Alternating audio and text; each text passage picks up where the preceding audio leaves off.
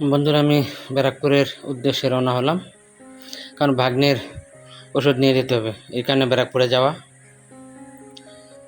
আর যাওয়ার পথে আমি আমার গন্তব্যস্থল থেকে ট্রেকারে উঠেছিলাম। যেতে যেতে যতটা সম্ভব একটু শেয়ার করলাম। রাত হয়ে গেছিলো। এই যে চাকদা ফ্লাইওভার, ওভারব্রিজ যাকে বলে, ওটা ছেড়ে বেরিয়ে গেলাম। দেখতে থাকে যতটা সম্ভব শেয়ার করছি। আমার শরীরটা খুব একটা ভালো ছিল না, তাও ভাগ্নের শরীর খারাপ, তো ওষুধ নিয়ে যেতে হবে, সেইখানে গেলাম। যাই হোক, দেখতে দেখতে চাকদা প্ল্যাটফর্মে চলে এসেছি। স্টেশন দাঁড়িয়ে আছি, আপে একটা ট্রেন ঢুকছে, দেখো। সেটাও তোমাদের সঙ্গে যতটা পারলাম শেয়ার করলাম। এটা আপের গাড়ি, আমি যাবো হচ্ছে ডাউনে। আমার গাড়ি একটু পরেই ঢুকবে, টাইম হয়ে এসছে অলরেডি। সেটা তোমাদের সঙ্গে শেয়ার করার চেষ্টা করবো।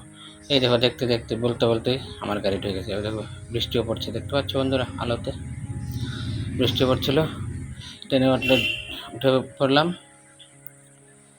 ওঠার পরে ওই ব্যারাকপুরে নেমে গেছি।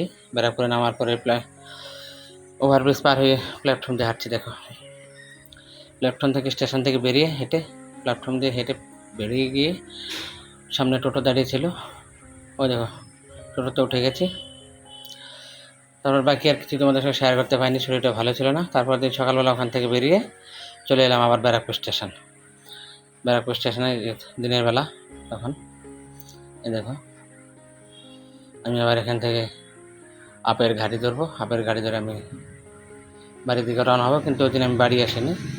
বাড়ি এসেছিলাম কিন্তু একটু দেরিতে গেছিলাম একটু রানাঘাটে, একটা ওই ঠাকুরের আসন কিনবো বলে। বন্ধুরা, ওই দোকানটা তোমাদের সঙ্গে যতটা সময় একটু শেয়ার করার চেষ্টা করব। দেখতে থাকো, আশা করি ভালো লাগবে। এই তো, এই গাড়িটা চলে এলো, আপের গাড়ি। এই যে রানাঘাটে এই দোকানটায় গেছিলাম একটা আসন কিনতে, আর রাধাকৃষ্ণের একটি মূর্তি কিনতে। এখান থেকে নিয়ে বাইরে ফিরতে ফিরতে একটু বিকেল হয়ে গেছিলো। যাই হোক, তোরা সম্ভব তোমাদের সঙ্গে শেয়ার করলাম।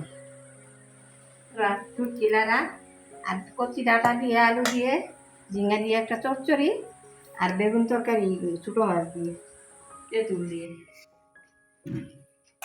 আজকে এই পর্যন্ত, পরের ভিডিওতে দেখা হবে। বন্ধুরা, ঠাকুরের আসন এবং ওই রাধাকৃষ্ণের মূর্তিটা তোমাদের পরের ভিডিওতে দেখিয়ে দেবো। সবার থালা রেডি।